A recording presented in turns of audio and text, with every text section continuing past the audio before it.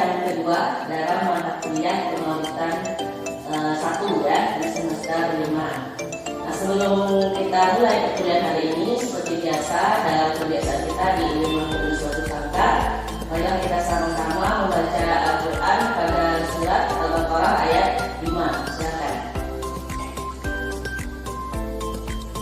Oke, selesai. Setelah membaca Al-Quran, kita laksanakan dulu review ya. Review materi minggu lalu. Minggu lalu kan saya sudah menjelaskan brainstorming dari audit, ya kan? Nah, dari mahasiswa yang ada hadir pada hari ini, oke, sebelum saya masuk ke review materi, terlebih dahulu ada yang sudah mengisi absen di kampus? Sudah ya? Sudah. Kan tidak akan tanya lagi siapa yang akan diambil, tapi sudah tersistematis semuanya di kampus. Itu ke saudara-saudara untuk melakukan presensi setiap mata kuliah yang saudara ikuti. Nah, selanjutnya kita masuk brainstorming mengenai atau review dari audit yang sudah kita pelajari minggu lalu. Siapa yang masih ingat perbedaan akuntansi dengan audit? Oke, sekarang akuntansi itu bersifat konstruktif, sedangkan audit bersifat analitis. Oke, betul. Benar ya, kalau audit bersifat analitis, sedangkan akuntansi bersifat konstruktif. Nah, kemudian saya akan bertanya lagi mengenai materi minggu lalu terkait dengan kalau nggak salah kita mencerita tentang pengertian audit, kemudian apa lagi? Tujuan audit, kemudian karakteristik audit. Nah, siapa yang bisa menyebutkan apa saja karakteristik audit yang diharuskan dalam pemeriksaan laporan keuangan? Oke, sebelum menjawab saya akan mengacak ya siapa yang dipilih ya untuk menjawab dari pertanyaan saya. Oke, saya mulai dari mahasiswa yang ada pada hari ini. Saya akan tentukan mahasiswanya, silakan lihat di layar. Oke, Rifauzi. Nah, Rifauzi, apa itu karakteristik audit? Pemeriksaan laporan keuangan ya. Jadi audit itu diperiksa oleh auditor ya. Karakteristik audit itu diperiksa oleh auditor. Yang diperiksa adalah laporan keuangan. Oke, lanjut. Apa saja lagi karakteristiknya? Kita acak. Dani, Rifauzi lagi. Oke, kita acak lagi dengan Rifauzi lagi. Jadi Rifauzi sudah. Lanjut. Oke, Tiffany. Apa Tiffany? Tujuan pemeriksaan untuk memberikan opini audit. Ya, memberikan opini audit ya. Opini audit ada dua macam secara umum, tidak wajar dan wajar. Nah, tidak wajar itu nanti kita lihat di materi berikutnya. Sekarang kita lanjutkan. Dilakukan oleh auditor. Ya, dilakukan oleh auditor. Memang ya, siapa yang menjadi pemeriksa laporan keuangan yaitu auditor. Yang ketiga, karakteristik audit yang ketiga kita pilih. Masih Fauzi lagi. Oke, Fauzi sudah, kita acak lagi. Fauzi lagi. Tifa. Oke, Tifa. Oke, pemeriksaan dilakukan secara kritis dan sistematis. Terakhir Tiffany, usah kita ini lagi ya, kita acak lagi karena sudah terakhir Tiffany ya. Tiffany, apa karakteristik audit yang kita pelajari minggu lalu? Ya, pertama diperiksa oleh auditor, tujuannya adalah keuangan, untuk memberikan opini audit memberikan opini audit, dan pemeriksaannya sistematis sistematis, dan kritis. Ya, oke. Oke, kita lanjut ke materi kita hari ini di LPS ya. Itu materinya adalah profesi akuntan publik dan kode etik akuntan.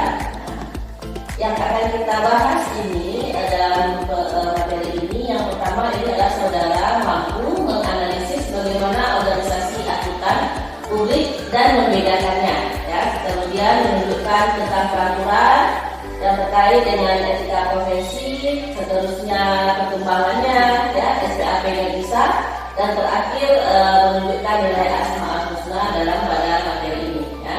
Sekarang kita lihat yang pertama, organisasi akuntan publik.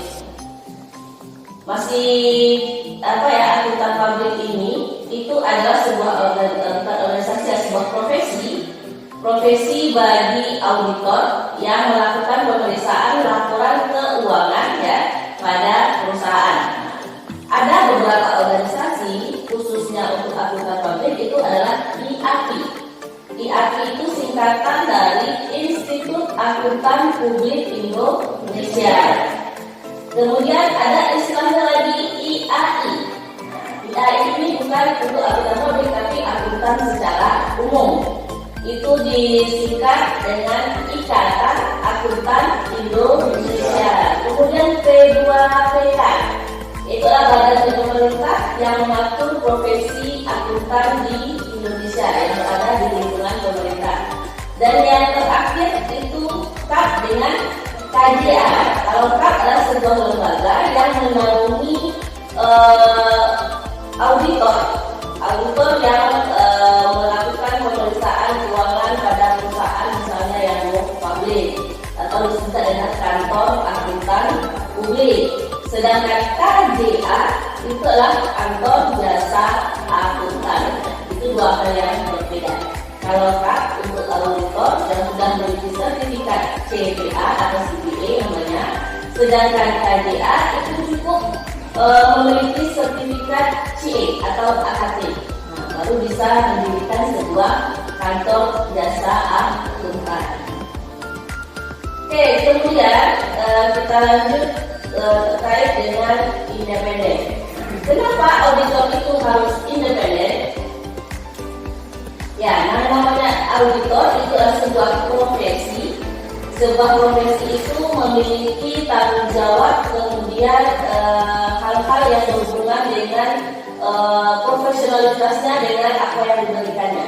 Nah, untuk auditor itu sendiri tidak hanya auditor pemerintah, auditor swasta, internal dan lainnya. Ini harus menerapkan 3 independen atau konsep independen ini. Yang pertama misalnya independen in appearance.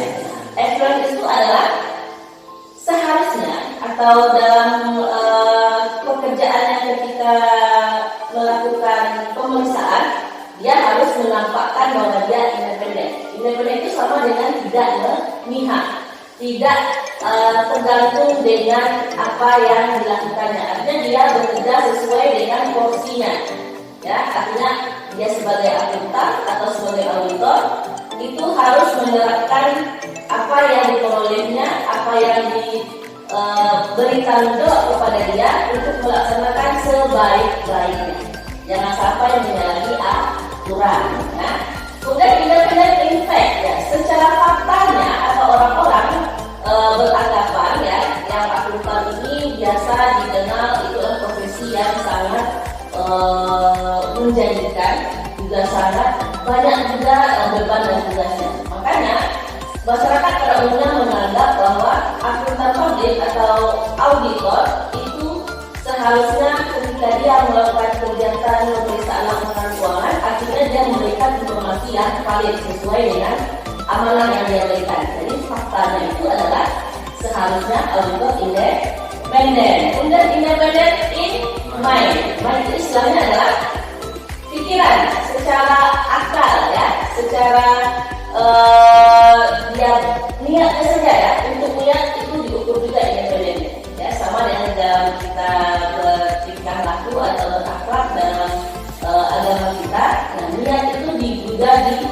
pahala. Begitu juga dengan akuntan atau auditor. Independennya itu juga harus dimulai dengan niat. Jangan sampai ketika melakukan pemeriksaan laporan keuangan itu akan memberikan informasi yang salah, karena niatnya juga salah. Jadi harus ketika saudara nanti akan menjadi auditor atau pemeriksa laporan keuangan, nah itu harus diluruskan niatnya dulu.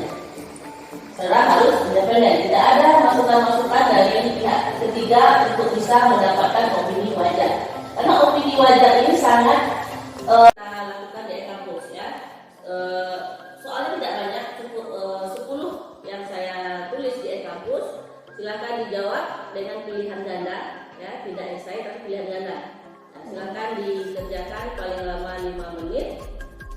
Tapi sebelumnya saya review dulu materi hari ini terkait dengan organisasi akuntan publik.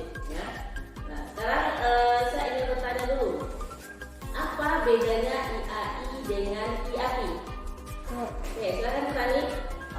IAI itu adalah organisasi untuk akuntan secara umum, sedangkan IAPI adalah organisasi untuk akuntan pabrik. Oke, bagus. Selanjutnya, tadi kan kita bicara independen ya. Untuk akuntan atau auditor, independennya seperti apa yang harus ditanamkan atau diterapkan oleh si auditor itu sendiri? Silakan yang mau jawab. Dimulai.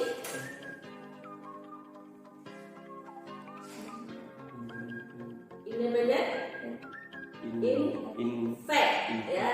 Apa lagi? Independen in appearance, adherence, oke. Independen in mind. mind, oke. Berarti sudah bisa memahami ya, sudah membedakan antara IAI dengan IAPI tadi, kemudian proses dari independen. Oke, terima kasih.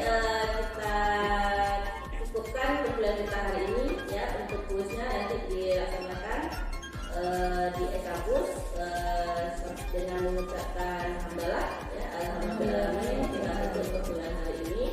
Assalamualaikum warahmatullahi wabarakatuh. Waalaikumsalam warahmatullahi wabarakatuh.